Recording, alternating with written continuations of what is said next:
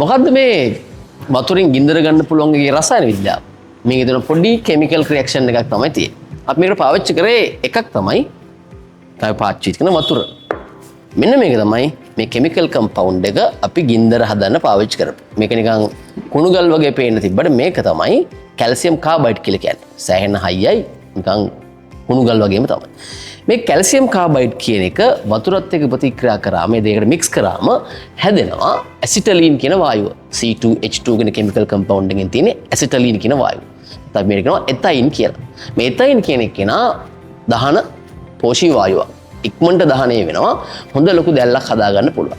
ඔය ඇසිටලින් කියන කෙනා දහනය වෙලා තමයි අර දැල්ල ඇති වෙන්නේ. ඉතින් මේක පාවිච්චි කරලා තියෙනවා ගොඩක් ඈත අතීතයේ පවා ගින්දර හදාගන්න කාබයිඩ් ලාම්පු කියලා තමයි මේකට ඒ කාලේ කිව්වේ. ඔය පතල් කර්මාන්තයේදී මේක පාවිච්චි කරලා තියෙනවා කරන්ට් එක නැති තැන්වල ආලෝකය ඇති කරගන්න.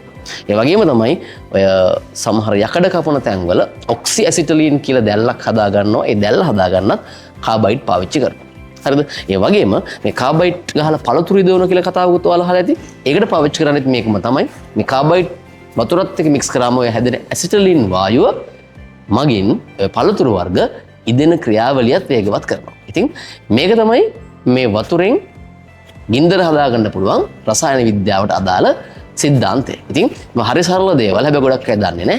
ඉතින් මේ වගේ සරල දේවල් ඉගෙන ගන්න ඔයාලට පුළුවන් අපේ පේජ් එක ෆලෝ කරලා තියාගන්න. ඉතින් තව කෙනෙක්ටත් බලා ගන්න. එහෙනම් ෂෙයා කරලා සපෝට් එකක් දෙන්න. එහෙනම් අපි ආයෙ දවසක මේ වගේම සරල රසායන විද්‍යාත්මක දෙයකින් හම්බෙමු. එතකන් හැමෝටම උසාරයි.